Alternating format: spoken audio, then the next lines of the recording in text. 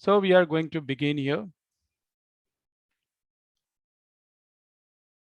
Vectors and scalars.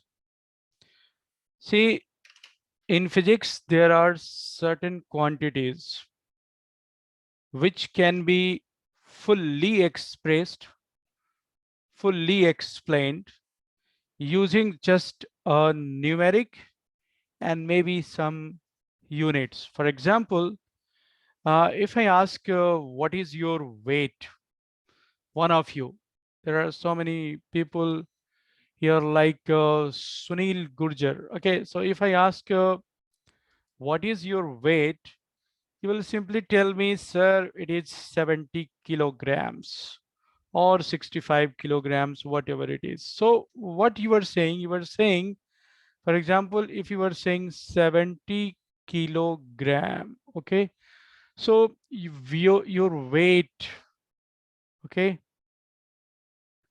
your weight, you'll be surprised to know that the quantity weight is a vector quantity because weight is a force. And when we say that the weight is only 70 kilogram, we emit one thing from this. What we are omitting from this? We have to say 70 kilogram force. Okay. But generally, we mean that we are expressing our mass. So suppose you said that your mass is equal to your mass is equal to 70 kilogram, then that's okay. So you can see there are two things in it. One is 70 and the other is kilogram. So this kilogram is unit. This is SI unit of mass, and this 70 is a numeric value which will vary from person to person. For example, in my case, it will be 78, and maybe in your case, someone's case, it is only 70. Maybe somebody is only 55, 56. So this numerics will change from people to people, but this kilogram will always be there as a unit of expressing the mass. So what you see, that this quantity mass doesn't require any direction to be expressed. We can also take an example of how mass and volume are scalars. For example, if you have got a water tank, suppose this is a water tank, or you can also treat it like a big size bucket. So let's let's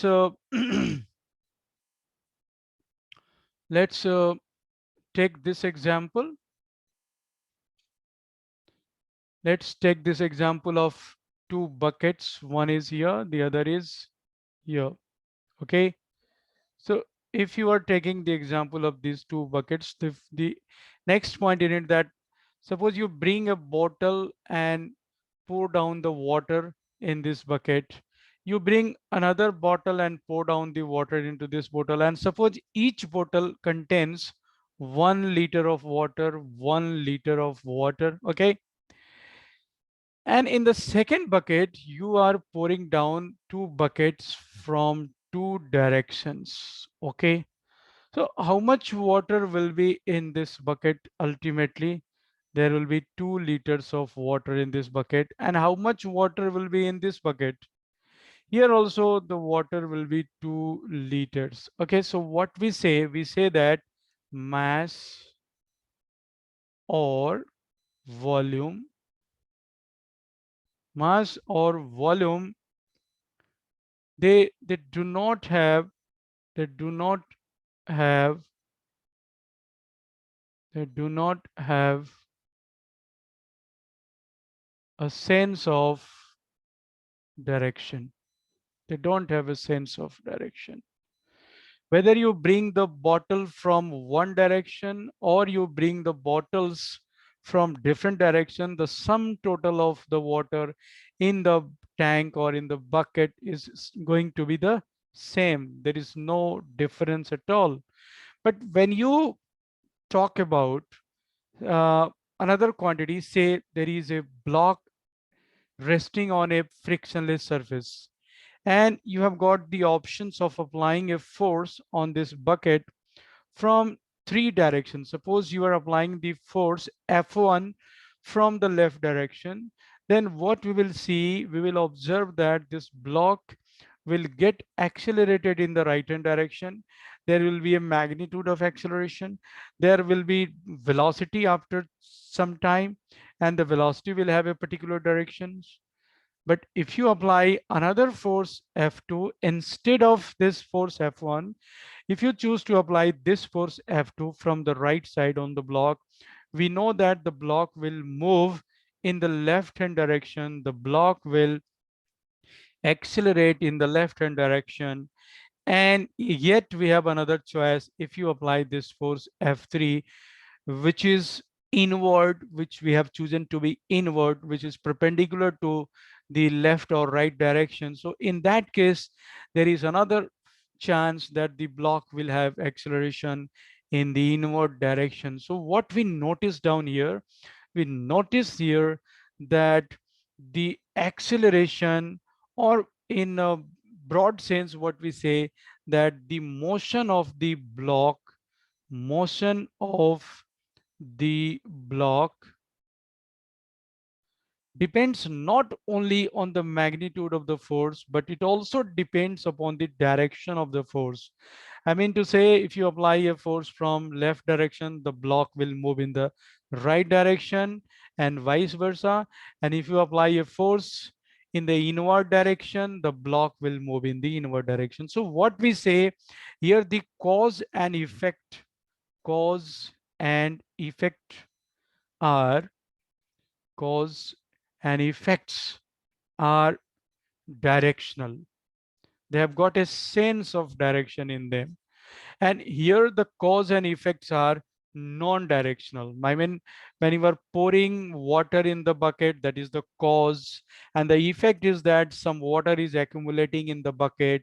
So the cause and effect are non-directional. That means it does not depend upon the direction. There is no sense of direction in it.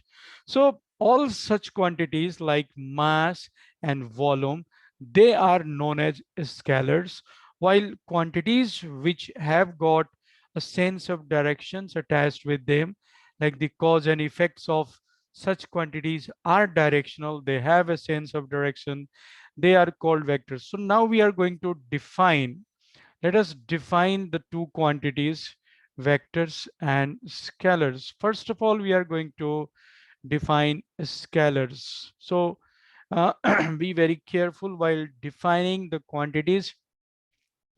Scalars are those physical quantities which have magnitude. We can also add that they may have units. Okay, they have magnitudes with units, and then have no sense of directions. And we can also say that in general, because we are also going to take examples of some of the quantities which are although scalars, but they have got some sense of direction. So in general, what we find that scalars have magnitudes with units, no sense of directions. And the most important point is that these quantities are added, subtracted, multiplied, and divided using rules of ordinary algebra. So what is ordinary algebra? The algebra which we have studied from our 6th class onwards, जिसमें हम दो quantities को जोड़ते हैं, एक minus है, plus है, गुणा करते हैं. तो यहाँ पे स्केलर्स में आप देखेंगे कि मैंने लिखा हुआ है यहाँ पे, ऐड किया जा सकता है, एक स्केलर को दूसरे से सब्ट्रैक्ट किया जा सकता है, मल्टीप्लाई किया जा सकता है, डिवाइड भी किया जा सकता है. Okay, so this holds for the definition of a scalar quantity. And whenever you are going to write or mention the definition of a scalar quantity, you are going to speak about all these three properties. If you miss any one of these properties, so your definition will not be complete. Okay, let's come to vectors. How do we define vectors? Taking a clue from the previous definition, we can say vectors are those physical quantities which have magnitude, and also magnitude, that means they also have units, a sense of direction, and the third part of the definition is they are added, subtracted, or multiplied using a special set of rules known as vector algebra. Okay, so the rules which govern the addition, subtraction, or multiplication between two vectors is known as vector algebra. And remember, the fourth point is also very important. One vector is never divided by another vector. Why? We will talk about later. But in case of scalars, you saw that all the four operations of basic algebra like addition, subtraction, multiplication, and division are allowed with scalars, but only three operations like addition, subtraction, or multiplication, only three operations are allowed with vectors. The fourth operation, that is division, is not allowed. Why it is not allowed? Because suppose there is a vector like velocity. Okay, suppose we have got a velocity is a vector, and let us take a general vector. Suppose there is a vector, a vector, and it is towards east. Okay, and if you are dividing it by a b vector which is towards west direction, so obviously you can divide this numeric by the another numeric. But what will happen if you divide east by west? So that gives you a meaningless operation. So that's why the division of one vector with another vector is never allowed. So I hope the definition of scalar and the vector is clear to you. Are you okay with this? And I have also explained why vector is having direction and why the scalars are not having directions. They are naturally, man, and there are processes, there are quantities involved in physics, which have, some of them have like mass, volume, uh, current, electricity. So let us uh, discuss this point. What I said as in general, I said that the scalars have got no sense of direction in general. There are certain quantities you might remember in your 10th standard. You have studied, or already you are in 12th standard, so you might have seen a circuit, electric circuit. Suppose there is a cell, there is a resistor, and this circuit is also having an ammeter which will read the current, and then there is a switch. Okay, and suppose this cell is of 12 volt.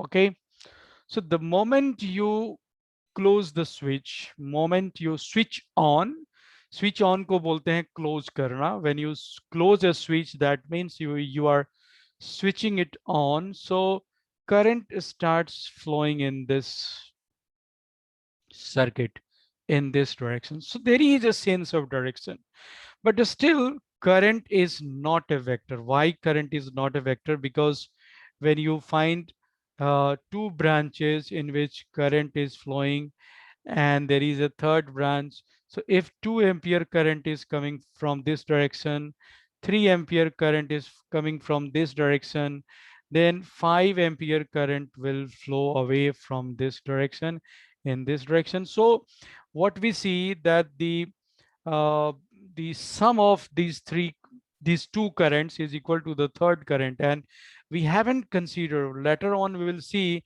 that if these three lines represent vectors, they have got a very different relationship. In that case, when adding these two vectors, suppose this would be a vector, this would be v vector, and this is c vector, we have to take into consideration this angle also. But while adding two currents, we don't have to take consideration of the angle between them. So what we say, current, electric current is a scalar quantity, scalar. Okay. Similarly, you can see time is a quantity. Time is a quantity which has got some inbuilt direction. What is that inbuilt direction? We say that time flows from past to present to future. So it has got an inbuilt sense of direction where you say that time is flowing from past to present to future, but still we find that time is a scalar quantity because when we add time, we don't use a special kind of algebra like vector algebra. Okay, so I hope this much point is clear. So let's come to another point. I'll just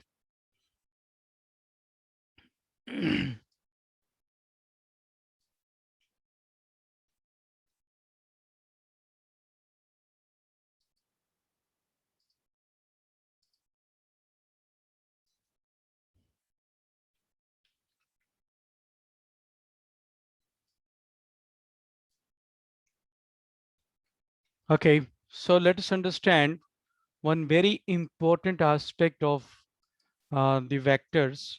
And what is that important aspect? Uh, this question is very important. What is the question? Question is why vector algebra is used in physics. So can anybody guess why vector algebra is used in physics? So there is two answer, or there are 2 points in the answer to this question. Vectors, and hence vector algebra is used in physics in order to express the laws and equations of physics in a compact form and express the laws of physics in invariant form, that is to make them independent of the observers. So let us understand this first point, to express the laws and equations of physics in a compact form. Let us take the example of done by work done by a force. So you know that using vectors, work is defined like integral r1 position vector to r2 position vector f vector dot dr vector. This is how we define work. The work done by a force in moving an object from position r1 to position r2 is given by this expression using vectors. This is how we have noted. We are using the vector notation, and the algebra of vectors being used here. Using vectors, we can define the work done by a force like this. But suppose if we are not allowed to use vectors, then work done will be defined like case 1 when the force and displacement when the force and displacement are in the same direction are in the same direction. In that case, W is defined as F into displacement. Okay, and here also when the force is, we are talking about constant force, F W is equal to F into displacement. Case 2, you know these all things, W is equal to minus F into displacement, or even we can say the magnitude of displacement. This is the case 2. I can make a figure here. Suppose the force and the displacement are in the same direction. In the second case, frictional force is acting in this direction, but the object is moving in this direction, so displacement. Then again we'll take third case, then we'll also take fourth case. Here the direction is perpendicular, then W is equal to 0. Here the direction is at an direction between force, the angle between the force and the displacement is theta. So we will be taking four different cases, but if you take vectors, you can express the work done by a force with this much compact expression. This takes all the considerations, whether force is constant or force is variable, whether displacement is in the same direction as the force or the displacement is in opposite direction or perpendicular. When you expand this expression, depending upon the situation, the work done will be calculated. So you can understand, express the laws. The first point, why we use vectors in physics. The first point is to express the laws and equations of physics in a compact form. So when we use vectors in physics, the equations, the laws become very compact, छोटे से format में हम लिख सकते हैं। उसी तरीके से जैसे magnetic field of motion of A charge particle in magnetic field जाएंगे तो उसके ऊपर जो फोर्स लगता है, वो फोर्स जो होता है वो होता है क्यू वी क्रॉस बी, यानी कि मैग्नेटिक फील्ड। और आप नहीं जानते हैं, जैसे आगे आप पढ़ेंगे, जैसे ही अगर हम वेक्टर्स को हटाना चाहेंगे तो अगेन इसमें भी हमें 4-5 केसेस लेने पड़ेंगे और तब ये लॉ जो होगा बहुत बड़ा सा हो जाएगा। ऑलराइट, लेकिन यूजिंग वेक्टर्स हम इसको बोलते हैं वायर्ड सावर्ट लॉ बोलते हैं, और ये क्यू बी क्रॉस बी के थ्रू बहुत वास्ट एक्सप्रेशन को हम लोग छोटे एक्सप्रेशन के फॉर्म में रिप्रेजेंट कर दे रहे हैं यहाँ पे। Okay, so this was the answer to this question and I hope कि यू अंडरस्टैंड, आप समझ गए होंगे इसको। अब दूसरा देखते हैं, express the laws of physics in invariant form, that is to make them independent of the observers. इसको अगले पॉइंट पे समझते हैं कि इनवेरिएंस क्या होता है। इनवेरिएंस क्या होता है? अब जैसे एक ऑब्जर्वर है, आप देखिए यहाँ पे, ये ऑब्जर्वर जो है रेस्ट पे है ऐसे, एक दूसरा ऑब्जर्वर है जो मूविंग है, वो रोड पे से कि 2 मीटर पर सेकंड के वेलोसिटी से इस डायरेक्शन में जा रहा है। और यहाँ पे एक प्रोसेस हो रहा है। वो प्रोसेस क्या हो रहा है कि एक ब्लॉक है जिसका मास m है, उसके ऊपर एक फोर्स लग रहा है जो कि 10 न्यूटन का है। ओके, और ये m को हम लिख लेते हैं कि वो 5 kg का है। लेट अस से कि this is a 5 kg mass. This surface is frictionless surface. And यहाँ पे क्वेश्चन है कि find the find the work done by the force of 10 Newton in 2 seconds. This is the question. कि find the work done by the force, or the force is force of 10 Newton which is acting on the block. 2 second में वो कितना काम करेगा? तो इसके लिए हमें सबसे पहले क्या जरूरी होगा कि हम उसका एक्सेलरेशन निकालेंगे। एक्सेलरेशन कितना हो गया? 2 मीटर पर सेकेंड स्क्वायर।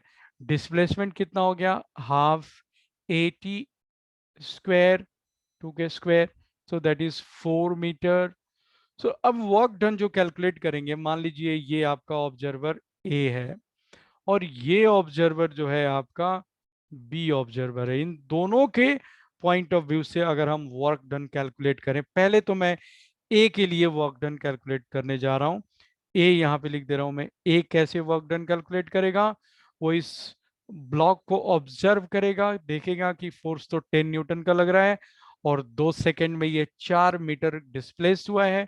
तो work done as calculated by observer A will be force into displacement, and that will be equal to 40 joules. Okay, लेकिन ये लॉ क्या यूज कर रहा है वर्क डन कैलकुलेट करने के लिए? कौन सा लॉ यूज कर रहा है? ये यूज कर रहा है कि work done is equal to होता है फोर्स इन डॉट डिस्प्लेसमेंट। इस लॉ को यूज कर रहा है। This is the law of calculating work done, law of work हम लोग बोल सकते हैं। देयर डेफिनेशन जो होता है ना, that is also a law. So A is using this law कि F dot D S is equal to work done, और उसने वर्क डन कैलकुलेट किया और वर्क डन उसको कितना फाइंड आउट हुआ? This is equal to 40 joules. All right, अब B की बारी है। बी देख रहा है भाई, बी। तो बी के रेस्पेक्ट में अगर आप देखेंगे, इसको ठीक से वॉच करेंगे, तो बी के रेस्पेक्ट में इस पार्टिकल, इस ब्लॉक की वेलोसिटी भी है। वो वेलोसिटी क्या है? 2 मीटर पर सेकेंड इस तरफ है, 2 मीटर पर सेकेंड है। तो जो बी उसका डिस्प्लेसमेंट कैलकुलेट करेगा, एस मतलब displacement as calculated by B, वो यूज करेगा, ऐसे लिखेगा -ut प्लस हाफ AT²। अब u उसका है माइनस, देखिए नेगेटिव डायरेक्शन में है, इसका वेलोसिटी इधर था, इसके ऑपोजिट है। तो -2 × 2 and thereafter plus half into a. So where is a? A is 2 meter पर second square and t is equal to 2 seconds. So what we say, displacement is equal to 0, and that means कि with respect to W work done by the force with respect to this person is simply equal to 0. तो इस observer B ने भी जो law use किया, कौन सा law use किया? He has to use the law F dot W, F dot S work done is equal to. तो लॉज देखो दोनों के लिए सेम है। तो इससे हम कंक्लूजन फाइनली क्या निकालते हैं कि फिजिक्स के लॉज को सबके लिए सेम रखा जाता है, और क्वांटिटीज जो होती है ना वो फ्रेम डिपेंडेंट रहती है। तो हम यहाँ पे बोलते हैं कि work is a frame dependent quantity, dependent quantity. Okay, but W is equal to F dot S in all frames.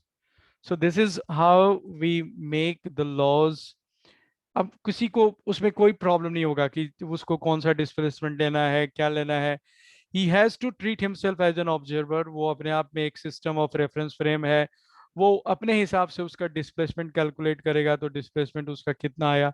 0 आया। तो वर्क डन कैलकुलेट करेगा, वर्क डन 0 आया। तो both of them are true from their point of view. अपने अपने reference frame से दोनों ने वर्क डन कैलकुलेट किया है। वर्क डन डिफरेंट आया है, दैट इज अनदर मैटर। वो इसलिए क्योंकि वर्क जो है वो फ्रेम डिपेंडेंट है। एनर्जी जो है, काइनेटिक एनर्जी जो है वो फ्रेम डिपेंडेंट क्वांटिटी है। जैसे मान लो कि कोई ट्रेन में बैठा हुआ है, एक ट्रेन है, train is moving at 60 kilometre per hour के हिसाब से जा रहा है। तो इसमें एक आदमी यहाँ पे बैठा हुआ है, ओके, दूसरा आदमी भी यहाँ पे बैठा हुआ है, ए एंड बी, और एक तीसरा आदमी यहाँ पे बैठा हुआ है, सी। तो from C from C point of view, C के पॉइंट ऑफ व्यू से अगर हम देखें तो A has kinetic energy, B has kinetic energy, but from point of view of A, B has no kinetic energy. B has no kinetic energy. क्यों? क्योंकि B के respect में A मूव ही नहीं कर रहा है, या A के रेस्पेक्ट में B मूव नहीं कर रहा है। so they don't have kinetic energy. Kinetic energy का जो थ्योरम है या नॉट थ्योरम से द इक्वेशन, कोई भी ऑब्जर्वर इसमें से A B C kinetic energy का लॉ या थ्योरम यूज करेगा कि kinetic energy is given by half m v square. तो लॉ सभी सेम यूज करेंगे, लेकिन क्वांटिटी सबके डिफरेंट आएंगे, because quantities may be frame dependent but laws are frame independent. So this is why, and this is how the use of vectors simplifies the laws, removes the confusion, and establishes unanimity among all the learners, all the teachers, all the scientists, all the books all around the world. We are going to use the same laws of equations, laws of physics, same equations of physics. We may get different calculations, okay? So this is the about why we use physics. अगले page पे हम लोग आते हैं, और अब हम लोग यहाँ पे डिस्कस करने जा रहे हैं how we how do we represent how do we represent vectors how do we represent vectors. तो वेक्टर्स को रिप्रेजेंट करने के लिए ऑफ कोर्स, क्योंकि उसके पास दो फीचर्स हैं, एक तो उसका मैग्नीट्यूड है, दूसरा उसका डायरेक्शन है, तो हम एक एरो ड्रॉ करते हैं। ये एरो ड्रॉ किया, ओके। इस एरो का ये जो पॉइंट हुआ यहाँ पे, उसको मैं लाल रंग से ड्रॉ कर दूं। ये पॉइंट यहाँ पे हुआ, एक पॉइंट यहाँ पे हुआ। तो इस पॉइंट को हम बोलते हैं इनिशियल पॉइंट। जहां से मैंने लाइन ड्रॉ करना शुरू किया था उसका नाम है इनिशियल पॉइंट, और जो ये पॉइंट है उसको एंड पॉइंट बोल सकते हैं, या फिर उसका दूसरा जो विशुद्ध नेम है वो है terminal point. Terminal point, okay. तो अब ये जो लेंथ है उसका, यहाँ से यहाँ तक जो लेंथ है, वह भी बहुत ही सिस्टमेटिक तरीके से रिप्रेजेंट किया जाता है। एक तो जो ये एरो का जो तीर है, तीर जो एरो हेड देख रहे हैं, इस पॉइंट को टेल भी बोलते हैं। इस पॉइंट को बोलते हैं टेल, मतलब उसकी पूंछ, और इस पॉइंट को उसका हेड बोलते हैं, ओके, हेड। तो वेक्टर जो ड्रॉ किया जाता है उसमें किन बातों का ध्यान होना चाहिए? सबसे पहला, उसमें जो हेड होना चाहिए उसका हेड, हेड जो है, head indicates the direction. Head indicates direction, तो वो उसी डायरेक्शन में होना चाहिए जिस डायरेक्शन में वो वेक्टर एक्चुअली, या मान लीजिए वो फोर्स है तो उस डायरेक्शन में लगना चाहिए एरो जिधर वो फोर्स लग रहा है, ओके। दूसरा चीज ये है कि लेंथ जो है उस वेक्टर का हमने जो ड्रॉ किया है, length should be proportional, proportional to the numeric value, to the numeric value, और जिसको कि हम लोग मैग्नीट्यूड बोलते हैं, ओके। तो अगर आप कोई एक वेक्टर ड्रॉ करना चाहते हैं, मतलब आपसे सिर्फ एक ही वेक्टर ड्रॉ करने को बोला गया है, तो you can draw a vector of any size. लेकिन प्रॉब्लम वहां पे होता है जब आप दो तीन चार पांच वेक्टर्स ड्रॉ करने वाले हैं। तो सपोज करो कि मैंने एक 10 न्यूटन का फोर्स ड्रॉ किया यहाँ पे, और उसको मैं लिखने जा रहा हूँ कि दिस इज F1 वेक्टर है ये, एंड दिस रिप्रेजेंट्स से 20 न्यूटन, ये 20 न्यूटन का फोर्स है। अब उसके बाद वहीं पे उसी पेज पे या उसी कॉन्टेक्स्ट में अगर आप दूसरा वेक्टर ड्रॉ करने जा रहे हैं जो कि 10 न्यूटन का है, और आपने अगर लिख दिया यहाँ पे F2 which is equal to 10 newton, तो ये गलत हो गया, ये रॉन्ग हो गया। कहने का मतलब कि आपने एक 20 न्यूटन का फोर्स ड्रॉ किया है जो 4 सेंटीमीटर का लाइन आपने ड्रॉ किया है, तो अब आप 10 न्यूटन का जो फोर्स ड्रॉ करेंगे तो इसकी लंबाई एग्जैक्टली 2 सेंटीमीटर होनी चाहिए, या एटलीस्ट, क्योंकि हम फ्री हैंड से ड्रॉ करते हैं तो कोई जरूरी नहीं है कि हम एग्जैक्टली 2 सेंटीमीटर ड्रॉ कर पाए, तो हम इसको अंदाज से ड्रॉ करेंगे, लेकिन वी विल मेक श्योर कि ये जो वेक्टर हम ड्रॉ कर रहे हैं जो कि 10 न्यूटन का होने वाला है, तो उस वाले से छोटा वेक्टर ड्रॉ करें, उस वाले से छोटा लाइन ड्रॉ करें। तब मैं यहाँ पे लिखूंगा कि F2 is equal to 10 Newton का ये एक फोर्स है। तो यहाँ पे हम देख सकते हैं कि दो फोर्सेस मैंने ड्रॉ किए, एक 20 न्यूटन, एक 10 न्यूटन। दोनों का डायरेक्शन सेम है क्योंकि उनका हेड देखिए सेम डायरेक्शन में इंडिकेट कर रहा है, बट उनके मैग्नीट्यूड्स अलग अलग हैं।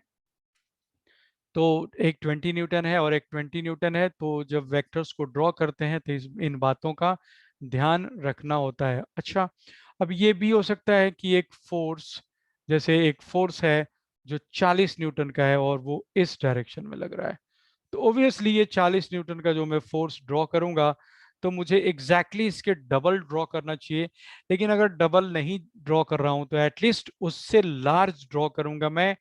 लेकिन अब यहाँ पे देखिए कि इसका डायरेक्शन मैंने ऑपोजिट कर दिया है। तो सपोज मैं यहाँ पे लिखता हूँ कि ये फोर्स है विच इज 40 न्यूटन का है, तो इसको लिखा मैंने 40 न्यूटन का।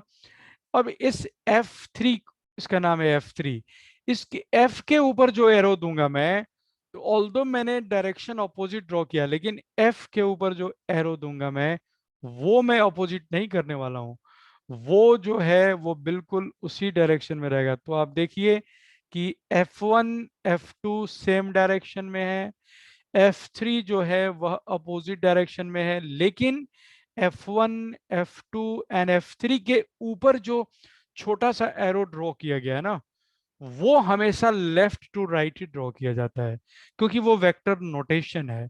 वो सिर्फ ये शो कर रहा है कि हम लोग वेक्टर की बात कर रहे हैं, हम लोग वेक्टर की बात कर रहे हैं, हम लोग वेक्टर की बात कर रहे हैं। और जो नीचे वाला एरो है ना, वो उस वेक्टर का एक्चुअल रिप्रेजेंटेशन है, वो एक्चुअल केस है, उसका एक्चुअल रिप्रेजेंटेशन है कि ये स्पेस में वो किस तरफ लग रहा है, कितने साइज का है। तो वो उसके डायरेक्शंस डिफरेंट होंगे। कोई वेक्टर ऐसा भी हो सकता है जो इस डायरेक्शन में हो, तो जिसका नाम F3 हो, F4 होगा, लेकिन उसका जो F के ऊपर वाला एरो होता है ना, वो हमेशा लेफ्ट टू राइट रहेगा। तो this is about how we represent vectors. बहुत सारे बच्चों को ये कंफ्यूजन लगा रह जाता है कि वेक्टर्स को हम लोग जो रिप्रेजेंट कर रहे हैं, तो अब अलग अगले अगली बार में आते हैं हम लोग दूसरे मतलब टॉपिक में आते हैं कि वेक्टर को रिप्रेजेंट करने का एक और दूसरा तरीका भी है। ये तो बिल्कुल ज्योमेट्रिकल मेथड था, ये ज्योमेट्रिकल तरीका है, वेक्टर को रिप्रेजेंट करने का ज्योमेट्रिकल मेथड है ये। ओके, आगे हम लोग देखेंगे वेक्टर्स को रिप्रेजेंट करने का एक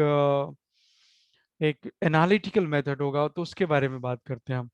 उससे पहले हमें ये समझना होगा कि वेक्टर्स कितने तरह के होते हैं। Okay, vector types.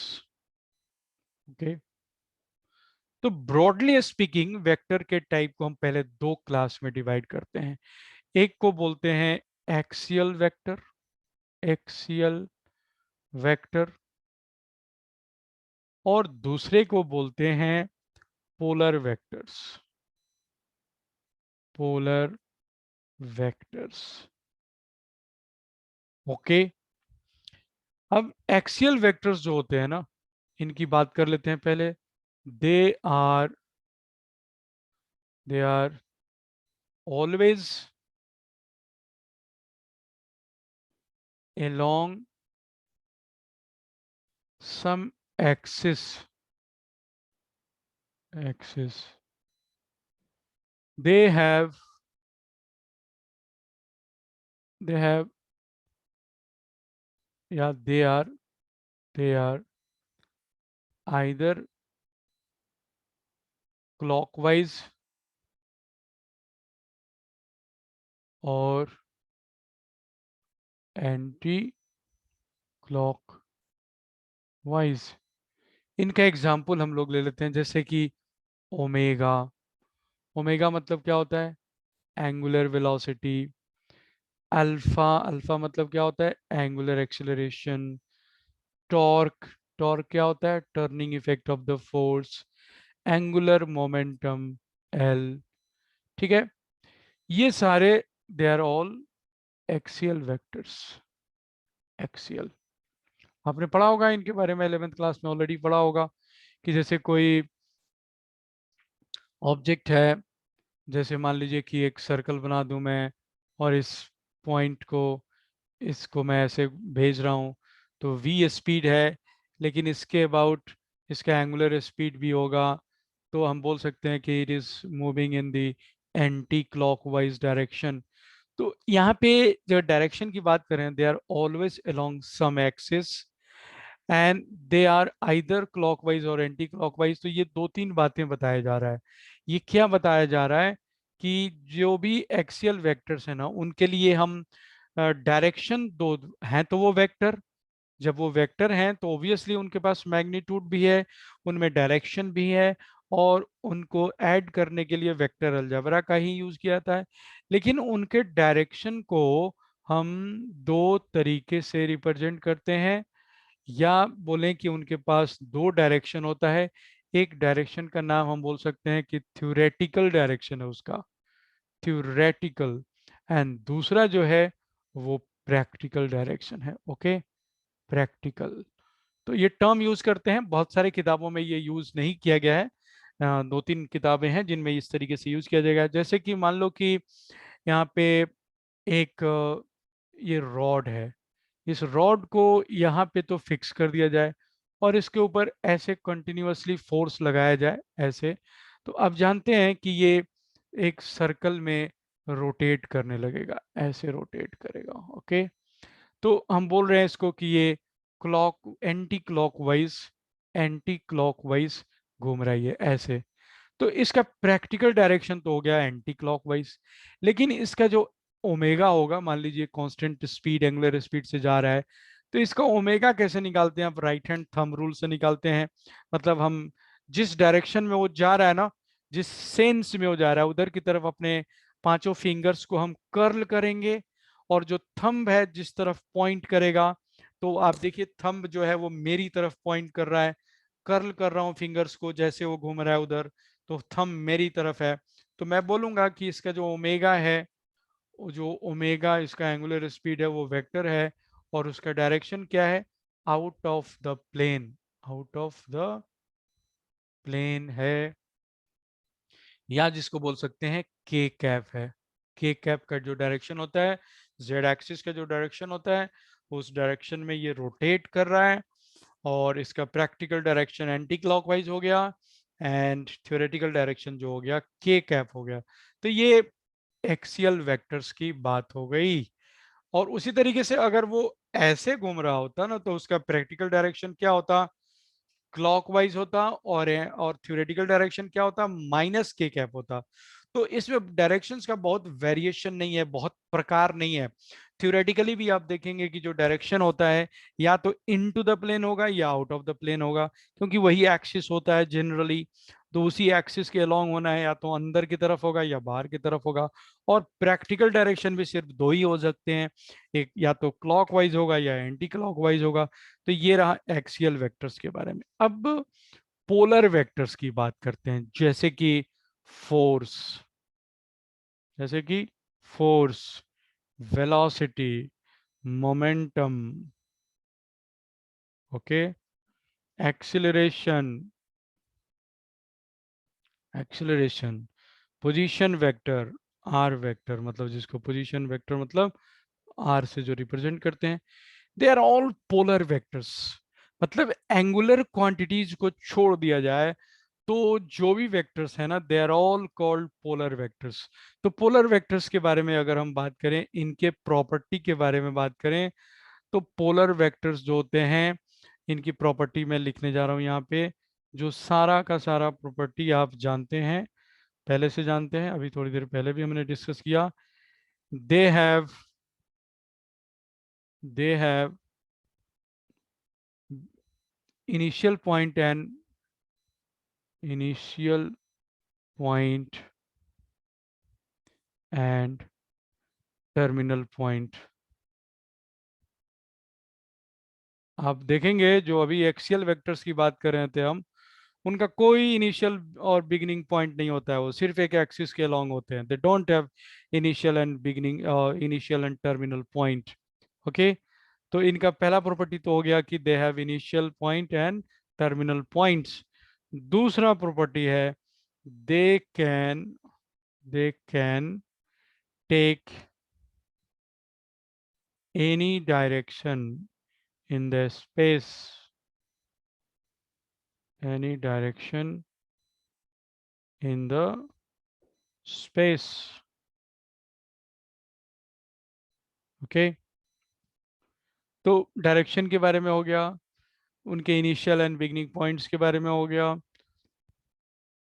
जैसे ये वेक्टर हुआ, ये वेक्टर हुआ, ये वेक्टर हुआ, ये वेक्टर हुआ, ये वेक्टर हुआ, A vector, B vector, C vector, D vector, ये सारे वेक्टर्स जो हैं पोलर वेक्टर्स हैं। All are polar vectors. तो polar vectors and axial vectors में आपने निश्चित रूप से डिफरेंस को समझ लिया होगा। ओके, तो पहला तो क्लासिफिकेशन था वेक्टर्स का, वो था axial vector and polar vectors. अब हम लोग अभी फिलहाल सिर्फ पोलर वेक्टर्स पे कंसंट्रेट करने जा रहे हैं, एक्सियल वेक्टर्स के ऊपर नहीं आ रहे हैं। मतलब इन जनरल समझिए कि पोलर वेक्टर्स के बारे में बात करने जा रहे हैं हम लोग।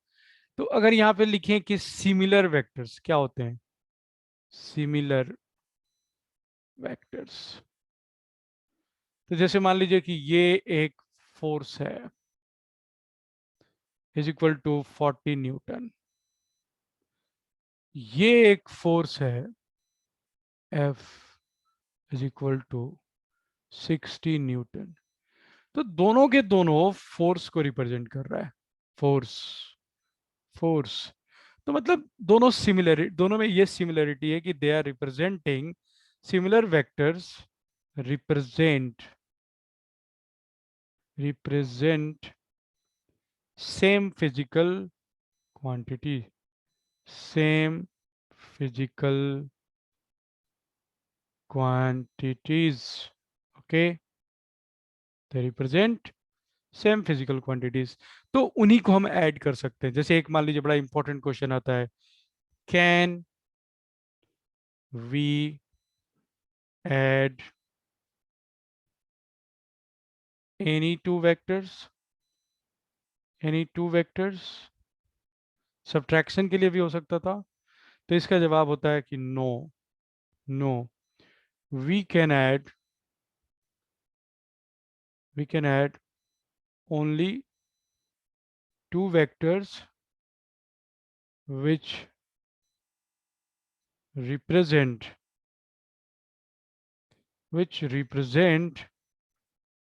the same quantities।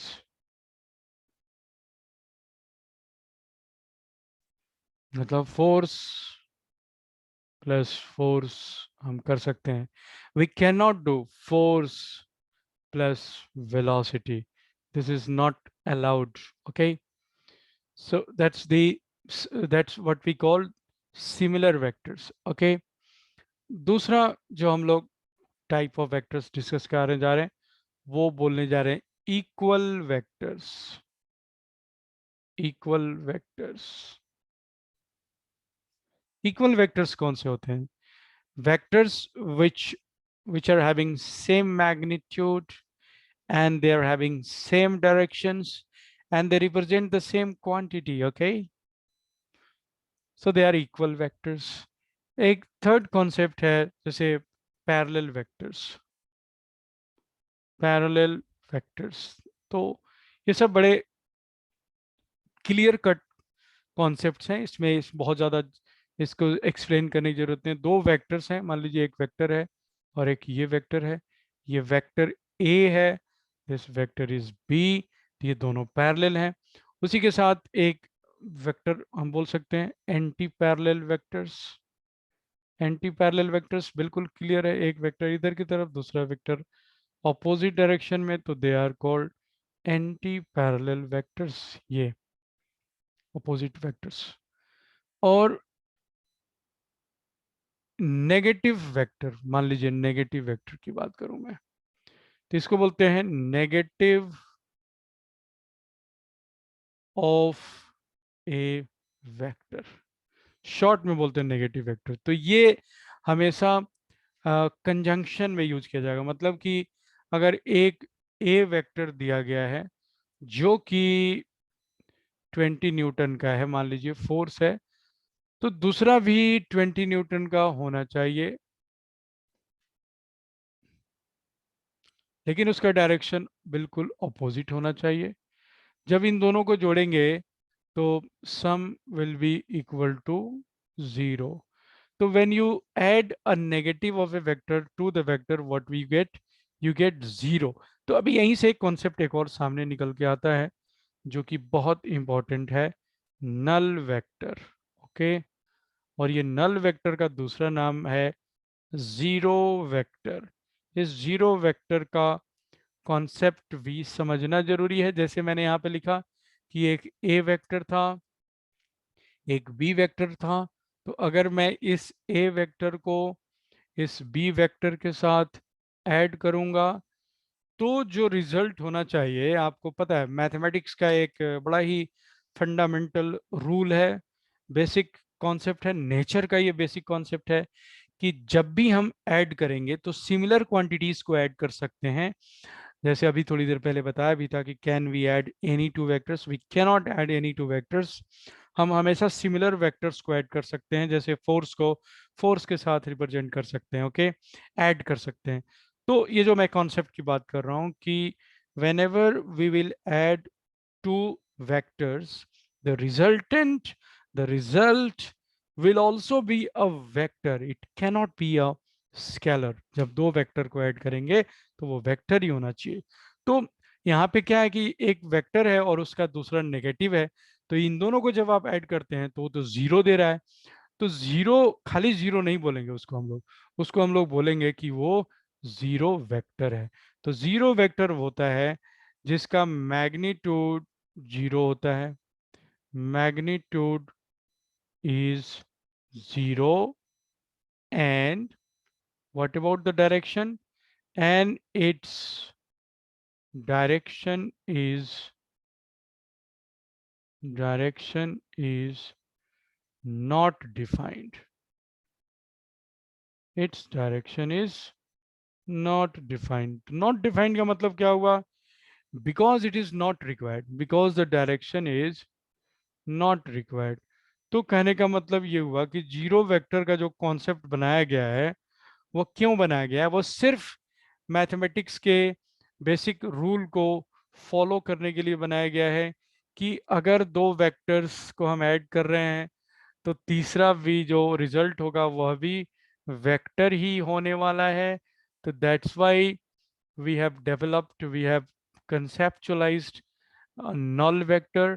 और इसका डायरेक्शन क्यों नहीं दिया गया है कि कोई मीनिंग ही नहीं उसके डायरेक्शन का, जब उसका मैग्नीट्यूड ही जीरो है तो वो क्या करेगा डायरेक्शन, आप जिधर भी बोल लीजिए उसको, जिधर भी समझ लीजिए, लेकिन उससे बढ़िया समझिए ही नहीं कि उसके पास कोई डायरेक्शन है।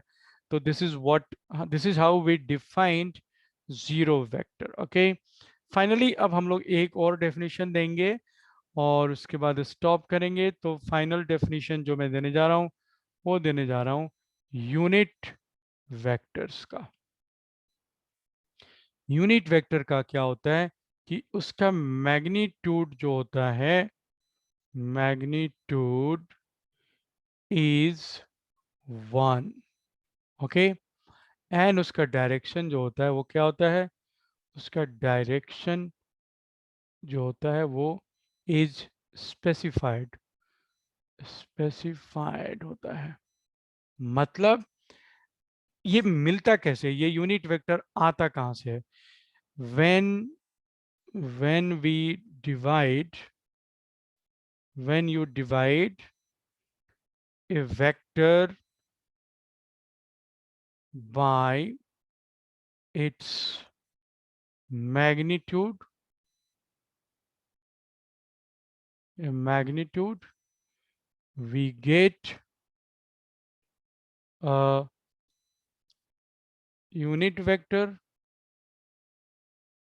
we get a unit vector in the same direction.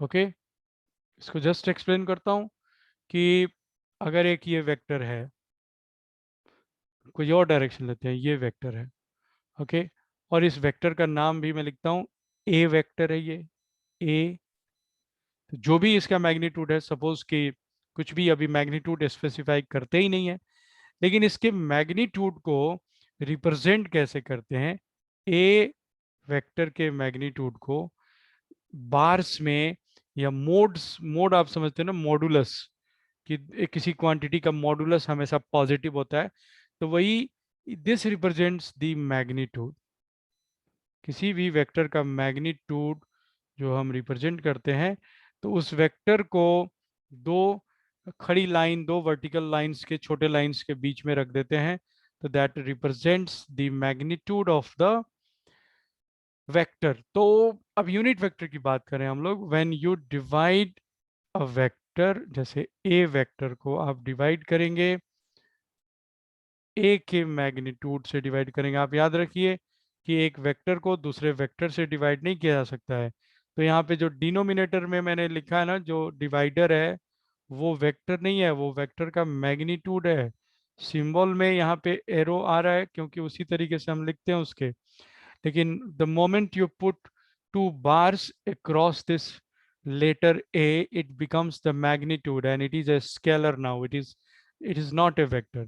So this will give you a unit vector, और unit vector को हम ऐसे लिखते हैं A कैप, एरो का जो सिंबल होता है ना उसको ऐसे दे देते हैं हम लोग, इसी को बोलते हैं ए कैप। जनरली इसको हम लोग स्मॉल लेटर से, यूनिट वेक्टर्स को स्मॉल लेटर से रिप्रेजेंट करते हैं, तो यहाँ पे मैं बोल सकता हूँ ए कैप, इसको हम लोग पढ़ते हैं ए कैप। ओके, तो आपने ए वेक्टर को उसके मैग्नीट्यूड से डिवाइड किया, तो उसी के डायरेक्शन में, यानी कि ए के डायरेक्शन में ही आपको एक यूनिट वेक्टर मिल गया। ये कैसे हुआ, मान लीजिए कि ए वेक्टर का जो, तो ए वेक्टर जो है वो 40 न्यूटन का फोर्स रिप्रेजेंट कर रहा है, और डायरेक्शन मान लेता हूँ कि ये नॉर्थ ईस्ट डायरेक्शन है, तो ये जो हमने डिवीजन किया है उसको मैं फिर से लिखूं, तो मैं ऐसे लिख सकता था इसको कि 40 न्यूटन, ऐसे 40 न्यूटन नॉर्थ ईस्ट, और जो डिवीजन में कर रहा हूँ तो उसके मैग्नीट्यूड से कर रहा हूँ, और मैग्नीट्यूड में सिर्फ ये है 40 न्यूटन। तो आप देखिए कि इस 40 न्यूटन को 40 न्यूटन कैंसिल करेगा, तो यहाँ पे क्या बचेगा, 1 बचेगा, तो ये अल्टीमेटली क्या बचेगा, 1 नॉर्थ ईस्ट। तो इसका मतलब कि मैग्नीट्यूड तो 1 बच गया, और डायरेक्शन वही वाला रह गया जो कि यहाँ पे गिवन था। तो ये है यूनिट वेक्टर प्राप्त करने का तरीका, किसी भी वेक्टर को उसी के मैग्नीट्यूड से डिवाइड करने पे उसी वेक्टर के डायरेक्शन में एक यूनिट वेक्टर मिलता है। तो अब हम लोग स्टॉप करते हैं, आगे बाकी कल हम देखेंगे।